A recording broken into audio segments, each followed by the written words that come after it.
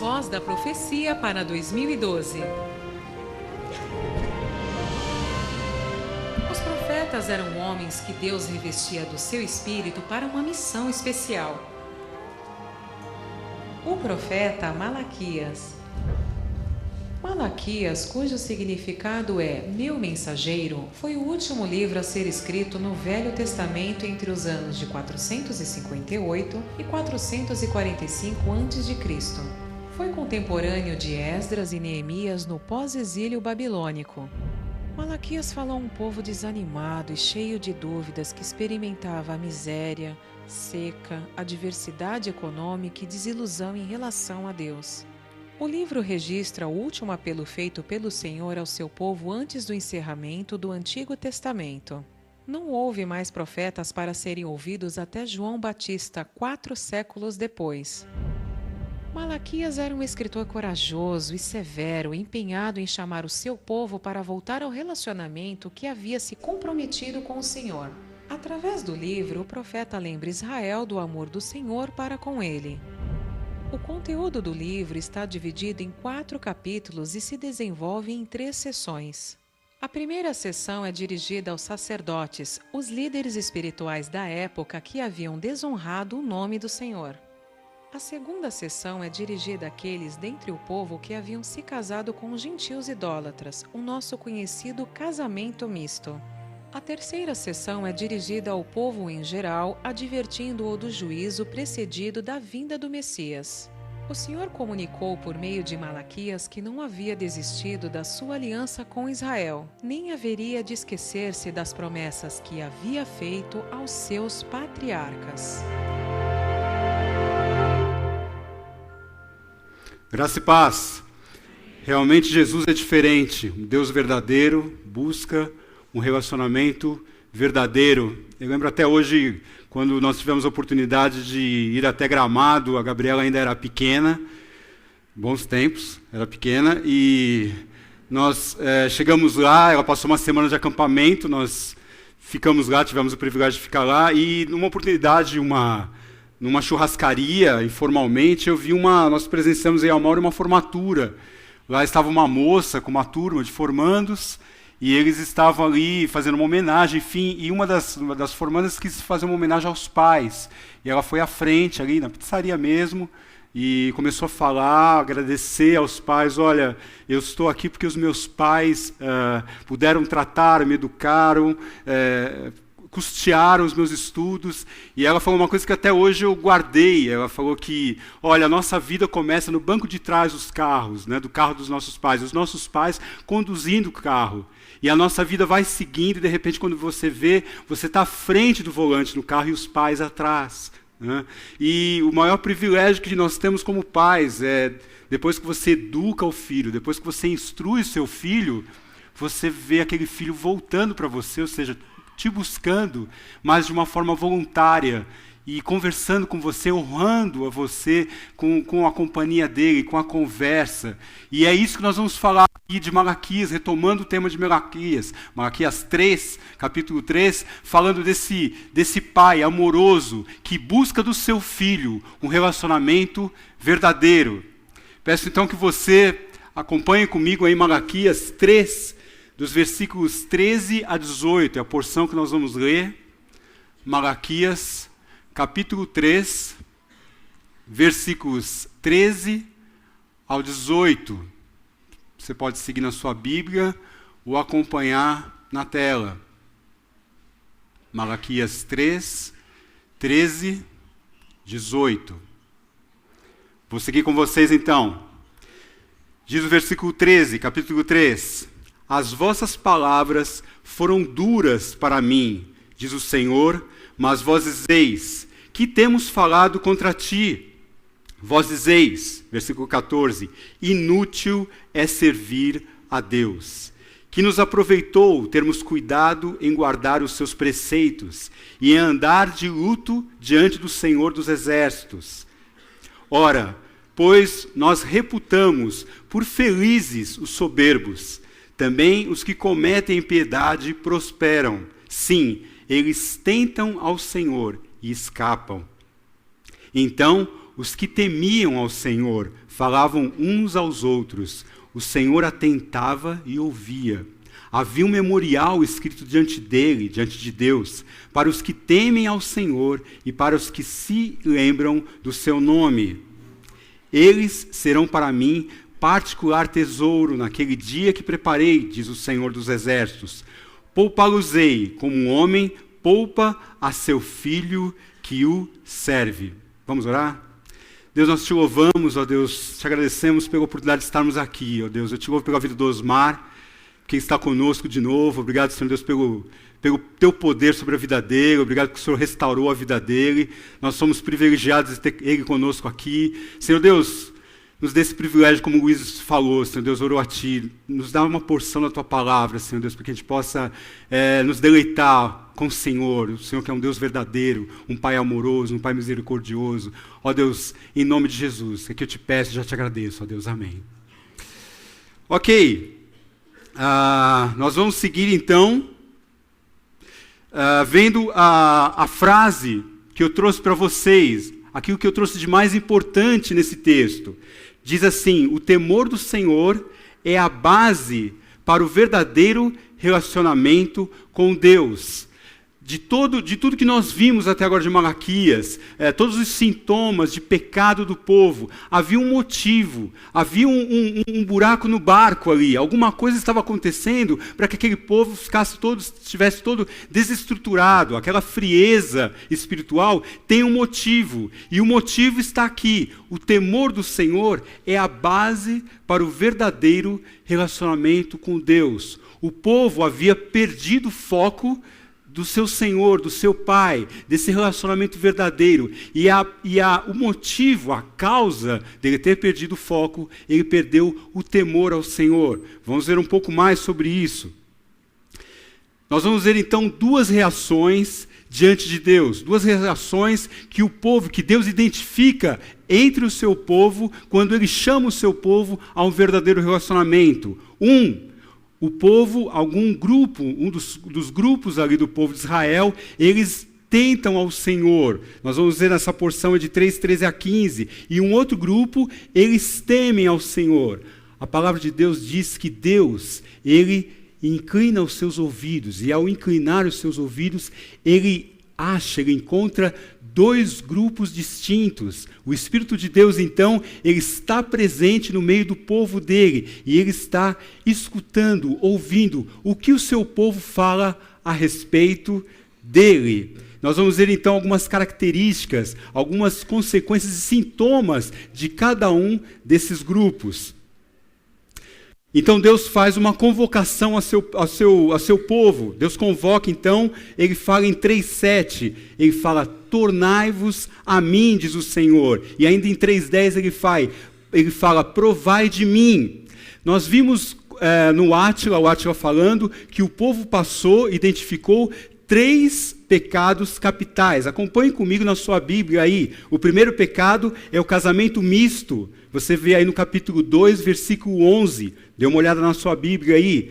O versículo fala o seguinte, 2:11 fala: Judá tem sido desleal, se casou com uma adoradora de Deus estranho. Então havia ali, dos 3 pecados capitais, o primeiro, casamento misto. Depois você vê então, no 2:14-16, que Deus aponta e fala que o povo, o Senhor foi testemunha da aliança entre ti e a mulher da tua mocidade com a qual tu foste desleal. Então você está vendo aí o repúdio. E ele ainda fala no 2:16, porque o Senhor Deus de Israel diz que odeia o repúdio, e ele então se vira para Israel e fala assim: eu não estou em acordo com a atitude e a ação de vocês. Então você tem o casamento misto, você tem o repúdio e você tem o roubo ainda. No versículo 8 do capítulo 3, ele fala assim: roubará o homem a Deus? Todavia vós me roubais e dizeis: em que te roubamos? Nos dízimos e nas ofertas que faziam parte daquela aliança do Antigo Testamento, como nós estamos vendo. O povo de Israel, então, numa frieza espiritual, acusa a Deus de estar naquela situação. Mas Deus olha para o seu povo e identifica o seu pecado, identifica que a sua frieza espiritual era consequência do pecado do seu próprio povo. E eu quero ver com você aí as promessas de Deus. Deus então vira para o seu povo e fala: provai de mim se eu não vou mudar a sorte do meu povo. Ele fala no versículo 7 do capítulo 3, tornai-vos para mim e eu tornarei para vós outros, diz o Senhor dos Exércitos. Ainda em 3:10 ele fala: provai-me de mim, diz o Senhor, se eu não vos abrir as janelas dos céus e não derramar sobre vós bênção sem medida. Ainda no versículo 11 ele fala: repreenderei o devorador para que não vos consuma o fruto da terra. A vossa vide no campo não será estéril, diz o Senhor dos Exércitos. Todas as nações vos chamarão felizes. Deus está prometendo, está dando a sua promessa, a sua palavra para com Israel, que ele vai tornar a fazer Israel Israel como uma terra fértil. Israel vai voltar a ser referência de novo para uma terra que seja destaque entre as outras nações. Mas o que acontece? Há uma resposta do povo a Deus. Há uma resposta negativa. O que o povo de Deus responde para Deus? As vossas palavras foram duras para mim, diz o Senhor, mas vós dizeis: que temos falado contra ti? Duras como? Severas, pesadas, violentas. As palavras perseveraram. É como um filho que o pai trata, o pai instrui, o pai educa, mas esse filho, ao invés de ouvir seu pai, ao invés de honrar o seu pai, escutando o seu pai, o que o filho faz? O filho fala mais alto. O filho não quer ouvir o pai. O filho se vira de costas para o pai e começa a falar, começa a murmurar, começa a falar palavras que ofendem ao pai. E então Deus então fala com os filhos, ou fala com o seu povo. Palavras duras provêm de corações duros. Apesar de Israel estar tentando se justificar como um filho, ao invés de obedecer a seu pai, ele se justifica diante do pai. Ele, o povo, começa a falar palavras duras para Deus. E Deus, então, olha, como Jesus fala lá em Lucas 6,45, olha, palavras duras provêm de corações endurecidos. E murmurastes nas vossas tendas e dissestes: porquanto o Senhor nos odeia, nos tirou da terra do Egito, para nos entregar nas mãos dos amorreus, para destruí-los. É a mesma coisa que aconteceu em Israel lá em Deuteronômio. Eles estavam para entrar na terra prometida, e então, com a incredulidade, a olhar as pessoas ali da terra prometida, tiveram medo, foram incrédulos, e destacando que a incredulidade não é saber se Deus existe ou não, porque será óbvio para eles, e óbvio para nós também na nossa criação, mas o povo olha e fala assim: Deus não é capaz de cumprir a promessa que Ele está falando. E aí diz que Deus então visita cada tenda, cada família e começa a ouvir o que o povo está falando sobre ele. Então Deus já tem a experiência do seu povo, que o povo, ao invés de honrá-lo com as suas palavras, o povo começa a murmurar e falando contra ao seu Deus. Então nós vemos então evidências do pecado.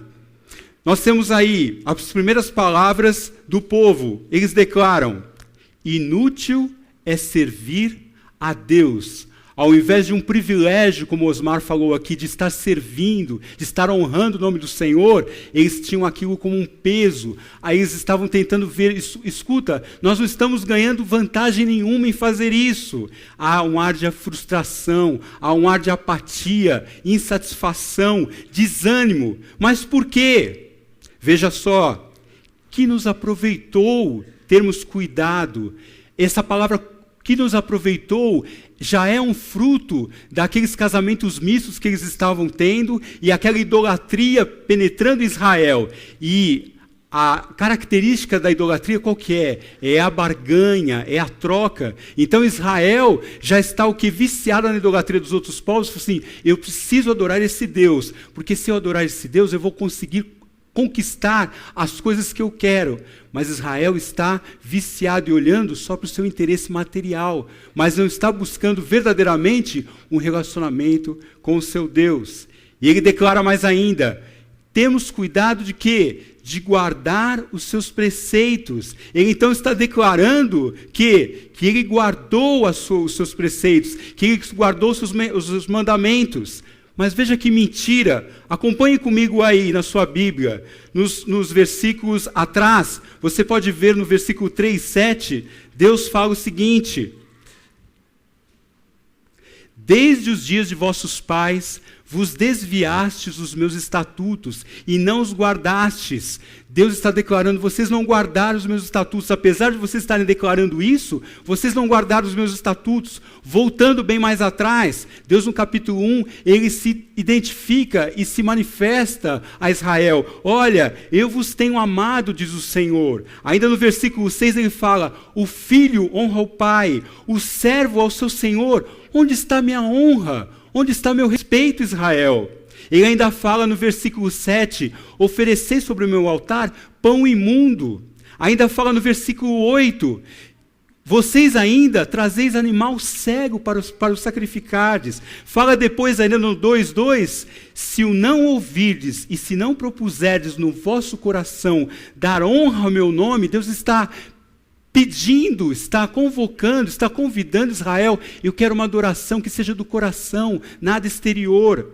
E ainda fala aqui, mais ainda exigindo, versículo 9, mas vós tendes desviado do caminho e por vossa instrução tendes feito tropeçar a muitos. Então nós vemos que aquilo que Israel está declarando para Deus, esse povo que está tentando ao Senhor, esse grupo de Israel, eles estão mentindo contra o Senhor.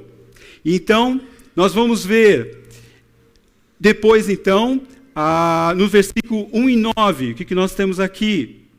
Suplicai o favor de Deus, que nos conceda a sua graça, mas com tais ofertas nas vossas mãos, aceitará Ele a vossa pessoa? E ainda 1 e 10, eu não tenho prazer em vós, diz o Senhor dos Exércitos, nem aceitarei da vossa mão a oferta. Deus não pode compactuar com aquele povo, Deus não pode compactuar com aquele interesse, com aquela idolatria que eles estão querendo fazer com Deus, aquele jogo de troca, aquele jogo de barganha. Que mais o povo declara? Nós estamos então andando em luto em vão.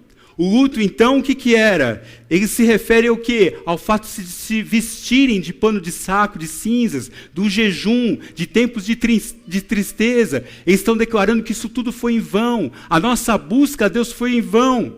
Eles se humilhavam exteriormente, mas estavam tratando de manipular sem verdadeiro arrependimento. Você tem então aí evidências do pecado. O pecado, meus irmãos, eles têm, quando nós estamos no pecado, os sintomas são claros. Você lembra, todos nós já tivemos a experiência que quando nós vamos no oftalmologista, vamos fazer um exame, e aí você pinga aquele famoso colírio na vista que arde demais, e você então, para você fazer o exame, você precisa colocar aquele colírio. Aquele colírio é até bom para o exame, quer dizer, ele é necessário para o exame. Mas quando você sai do consultório do oftalmo, quando você vai pegar um ônibus, você vai dirigir, você quase não encontra nada, você não consegue enxergar direito, dá uma agonia danada, porque quando você vai pegar o ônibus, você não enxerga o letreiro do ônibus, parece que você está enxergando, mas você não está. O pecado, a transgressão na vida de Israel, teve o mesmo fruto na vida deles. Eles pensavam que enxergavam, mas na realidade eles estavam com sua vista, com o seu olho espiritual turbado. Eles não conseguiam enxergar de fato a realidade do que Deus estava falando com eles. Por quê? Porque o pecado, a transgressão, dificultava, manipulava a sua visão espiritual. E eles declaram então: ora pois, nós reputamos por felizes os soberbos, os orgulhosos. Também os que cometem impiedade prosperam. Sim, eles tentam ao Senhor e escapam. Israel, então, está o quê? Cometendo impiedade. Eles olham e olham para aquelas pessoas que estão cometendo impiedade, até mesmo na nação de Israel, e falam, olha, vantajoso aquelas pessoas que estão fazendo, porque Deus não está vendo, Deus não está olhando para aquilo que estão fazendo. Com incredulidade, então, eles olham e vejam aquelas pessoas que estão tendo uma atitude e ações ímpias, e falam, puxa, mas eles estão conseguindo construir, eles estão conseguindo edificar suas casas, eles estão conseguindo prosperar, e nós não. Então, eles olhando para aquele povo, para aquele grupo, eles falam, escuta, nós preferimos então a adorar ao Senhor que nós tivéssemos esses bens do que um verdadeiro relacionamento com o Senhor. Mas há um outro grupo, em oposição àquele grupo que tentava ao Senhor, Deus escuta e inclina seus ouvidos e acha um outro grupo. Então diz o versículo 16, então os que temiam ao Senhor falavam uns aos outros. O Senhor atentava e ouvia. Havia um memorial diante dele para os que temem ao Senhor e para os que se lembram do seu nome. A ideia do texto aí de uns aos outros dá a ideia de unidade. O temor ao Senhor traz unidade ao povo de Deus. O temor ao Senhor dá uma consciência. Essa consciência do temor ao Senhor, as pessoas então ficam juntas. Eles declaram ainda que Deus, há um memorial diante de Deus, e Deus tem claramente distinção entre aquelas pessoas que honram o seu nome e aquelas pessoas que tentam a Deus. Aquelas pessoas que estão temendo ao seu nome e aquelas pessoas que não estão temendo ao Senhor, que estão negociando, barganhando com Deus. Esse memorial, nós vemos alguns exemplos dentro da Bíblia. Nós temos, por exemplo, a guerra contra o Amaleque, que você vê ali que quando Moisés, o povo de Deus, lutou contra o povo inimigo, Deus fala assim, escreve no livro para que esse povo seja disciplinado lá na frente. Você tem algumas visões, na visão de Daniel, no capítulo 7, ele também tem um livro de escrita ali de registro. Você tem o livro da história dos reis de Israel. Você ainda tem o livro de Apocalipse, o livro da vida. Então você vê alguns registros da palavra de Deus, onde você vê livros de registros. O certo, irmãos, o que nós podemos afirmar, que Deus, Ele está diante do seu povo, Ele está olhando para o seu povo, e Ele tem claramente, olhando para nós, olhando para o nosso coração. Jeremias fala aqui, Deus, Ele perscruta o nosso coração, Ele esquadrinha o nosso coração, Ele vai no nosso homem interior e vê direitinho quais são os adoradores, quem está adorando em espírito e em verdade ao seu nome. O lembrar do seu nome tem o sentido de que daqueles que estão realmente honrando ao nome de Deus, estão ao contrário daqueles que estão depreciando, aqueles que desonram o Senhor. Esse lembrar do seu nome são aquelas pessoas que estão de fato honrando, glorificando ao nome de Deus. 17 fala mais, eles serão para mim particular tesouro naquele dia que preparei, diz o Senhor dos Exércitos. Poupá-los-ei como um homem poupa a seu filho que o serve. Então vereis outra vez a diferença entre o justo e o perverso, entre o que serve a Deus e o que não serve. A palavra tesouro quer dizer que Deus, com o seu povo, aquele povo que Deus separou para si, aquele povo que Deus olha e vê que esse povo o busca em espírito e verdade, esse povo que honra o seu nome, que dignifica o seu nome, que não está buscando o seu nome por interesse, mas porque quer realmente adorá-lo, quer ser um povo agradecido. Deus fala que esse povo é um tesouro na sua presença. Deus vai tratar esse povo de uma forma especial, de uma forma rica na sua presença. E realmente Deus declara, eu vou tratar esse povo de uma forma distinta. Eu vou fazer diferença entre o perverso e o justo. Então nós vimos, irmãos, duas reações diante de Deus. Tentar ao Senhor, temer ao Senhor. Tentar, duvidar que Deus é fiel àquilo que prometeu. Provocam a ira de Deus, testam a Deus por orgulho, barganham, querem comprar, corromper a Deus, servi-lo por interesse, temer ao Senhor, honrar o seu nome, crer e confiar que Ele é fiel e digno de confiança, servi-lo de coração.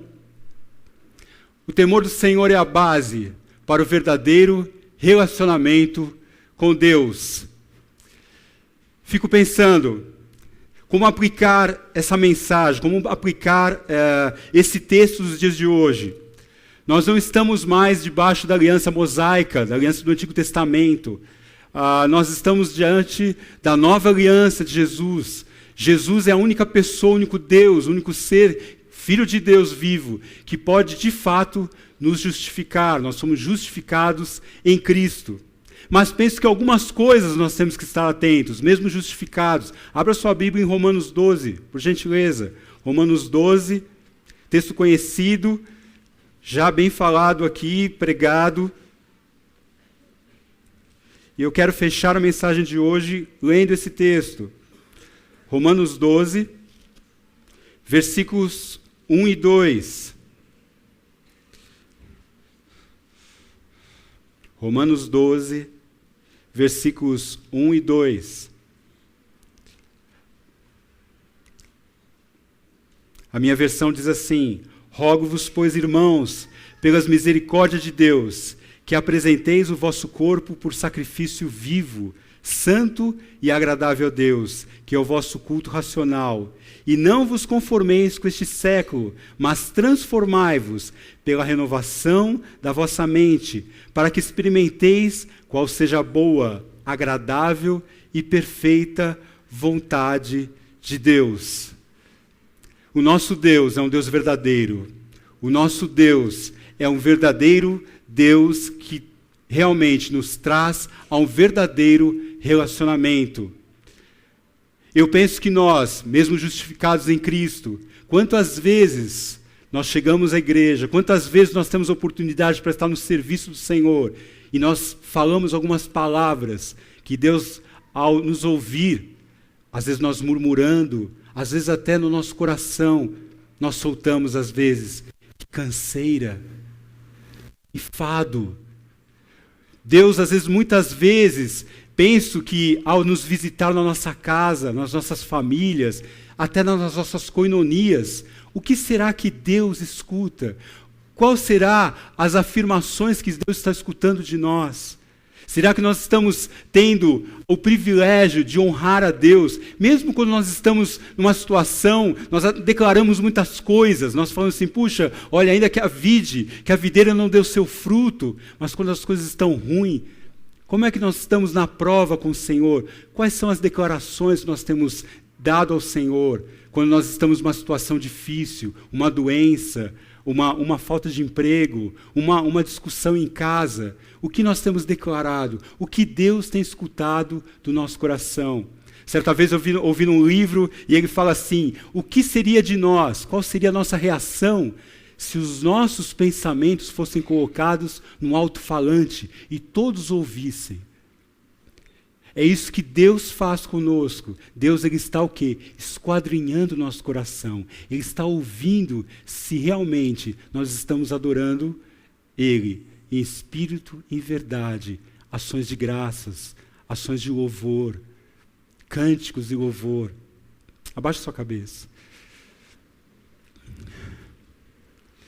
Senhor, nós te louvamos, te agradecemos, Senhor, porque Tu és um Deus verdadeiro. Realmente, Deus, no testemunho lá do Leandro, de Portugal, o Senhor é diferente, Jesus. O Senhor, nós temos resistência, nós temos os nossos paradigmas, nós temos as nossas barreiras, mas o Senhor é um Deus, ó Pai, o Senhor é Deus verdadeiro. O Senhor quebrou, ó Deus, a nossa barreira, o Senhor quebrou o nosso coração. Como o Luiz Felipe pregou uma vez aqui, o Senhor é o supremo pastor.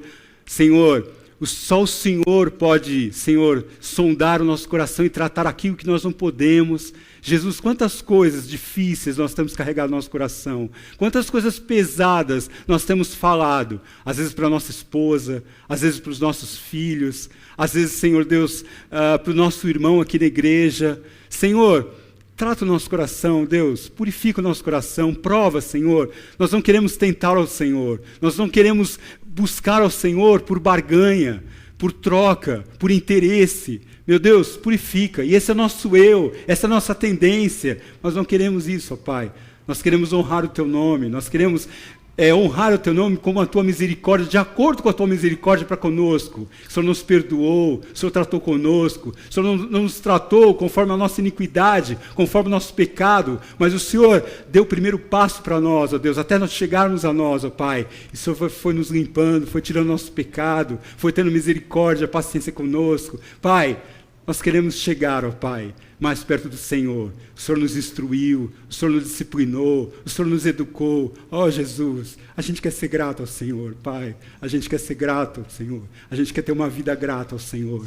Em nome de Jesus, ó Pai, pega a nossa igreja, pega, Senhor Deus, as nossas famílias, ó Pai, e trata, Senhor Deus, que cada tenda, cada família, Senhor Deus, que a gente possa honrar, glorificar o Teu nome, apesar da dificuldade, apesar, Senhor Deus, do nosso eu, Senhor, em nome de Jesus, ó Deus, esse é o nosso pedido, é a nossa oração, ó Pai, nossa súplica, Senhor, em nome de Jesus, ó Deus. Amém.